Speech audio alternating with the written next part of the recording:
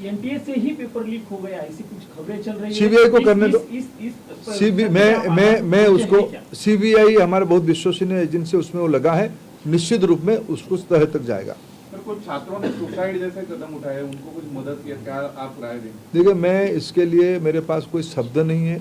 एक अभिभावक के नाते, एक नागरिक के नाते, इस बच्चे की दुर्मूल्य और अमूल्य जिंदगी के लिए जो नुकसान हुई है,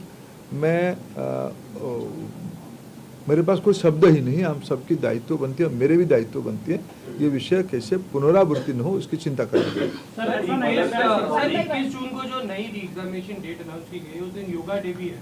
भारत सरकार वो सुबह होगी, योगा डे सुबह होगी, हमने सोच के तय किया है। सर ऐसा देखा जा रहा है सिक्योरिटी प्रोटोकॉल जो है वो छात्रों पर ही लागू होता है, मंगलसूत्र उतरवा दिया जाता है, कई जेब वाली पैंट उतरवा दी जाती है, लेकिन प्रिंटिंग प्रेस से ही पेपर लीक हो जाता है।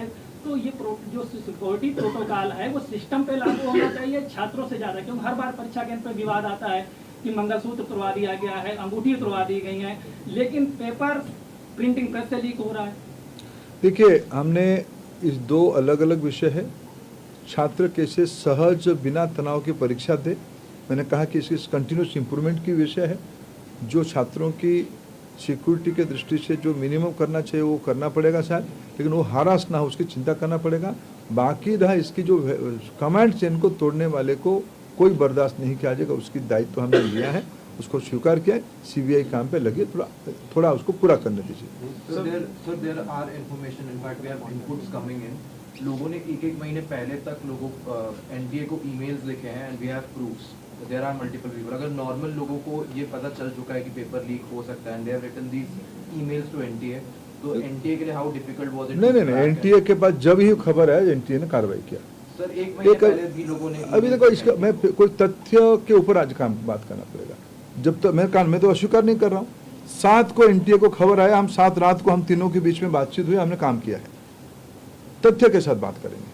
Sir, there are structural issues within NTA, which was red flagged by the Parliamentary Standing Committee in December 2025 itself. 6 months later, we are standing in the same situation.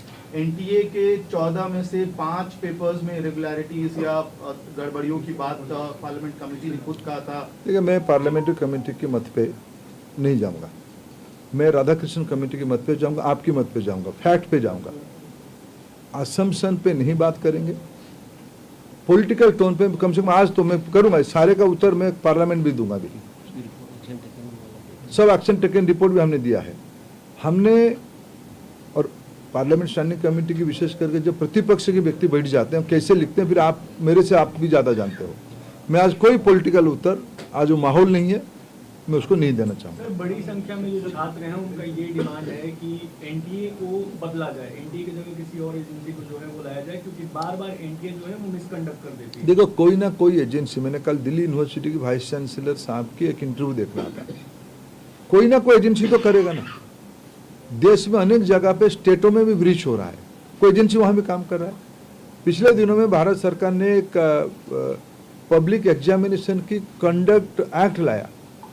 व्यवस्था को सुधारनी पड़ेगी, vehicle नहीं, व्यवस्था को सुधारनी पड़ेगी। एनटीए कोई सरकार के निर्णय नहीं था। कुछ विसंगति को ध्यान में रखते हुए सुप्रीम कोर्ट ने कहा था एक सेंट्रलाइज एजेंसी बनो, उसमें से बनी है। एनटीए ने हर एक साल एक एक करोड़ काम कर रहा है, अच्छा कर रहा है, फिर भी गड़बड़ी हो रही है, उसको दायित्व हम लेते हैं। व्हीकल का इशू नहीं है, इशू है प्रोसेस की, चैलेंज की। सोचा मैंने कहा ना, ये जो अभी मैंने आज होम सेक्रेटरी, सामान्य गृह मंत्री जी ने होम सेक्रेटरी साहब को निर्देश दिया है कि हर एक जिले में इस सर्विलांस व्यवस्था को, हमको पता है कौन सी जिले में कौन सी दलाल घूम रहे हैं।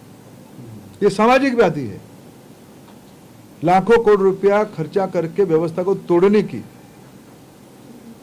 ये कोई व्हीकल की इशू नहीं है, ये व्यवस्था की, ये कोई एक व्याधि है। आपकी मदद में चाहता हूँ उस व्याधि को रोकने की। सर एनटीए को कह रहा था कि ऑनलाइन परीक्षा के लिए 22 लाख बच्चों की परीक्षा के लिए वो कैपेबल अभी नहीं है। आपको लगता है नेक्स्ट टर्म तक हो जाएंगे? चलो, अभी तो मैंने कहा साल भर। एक सवाल ये है कि क्या सर, एक सवाल ये है, क्या नीट 2025 में संदेह का घेरा था कि नहीं सर, इसलिए सवाल ये पूछा मैंने। देखो, मैं असम्पशन पे कोई उत्तर नहीं दूंगा। एजेंसियां काम कर रही है, उनको करने दो। सर एक सवाल, क्योंकि एजुकेशन से जुड़ा हुआ मामला है और लाखों बच्चों के भविष्य से क्या आपको लगता है कि कानून व्यवस्था और भी सख्त करने की जरूरत है, जैसे कि जो भी अपराधी हों इसमें संलिप्त हों उनके खिलाफ कड़ी से कड़ी कार्रवाई की जाए, चाहे वो सरकार के अंदर हो, सिस्टम के अंदर हो या बाहर के लोग? कोई भी हो उसके ऊपर सख्त कार्रवाई करना ही पड़ेगा, नहीं तो सामाजिक व्याधि एक भयंकर कैंसरस रूप ले लिया।